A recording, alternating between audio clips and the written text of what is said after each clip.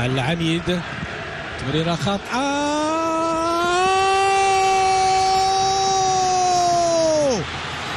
جميلة جدا، لأن الوقت اللي هز عينيه شاف الحارس مغادر على المرمى ديالو وقال هذه هي الوجبة من أجل مضاعفة الغلة.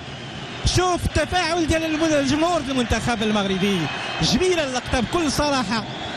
حكيم زياش الذكي كيبقى ذكي طبعا، هدف يعطي الحكيم الثقة التي افتقدها لأشهر كثيرة، يبحث عن ذاته، يبحث عن ملاذ، يبحث عن الخلاص، ربما يجده في الكالسيو الإيطالي إن صحت التسريبات. شوف معايا اللقطة، تمريرة خاطئة من 55 متر، الهدية لا ترد وإن كانت عند حكيمين بعيني مغمضين كيف كنقولوا، فقط تبعها الحارس.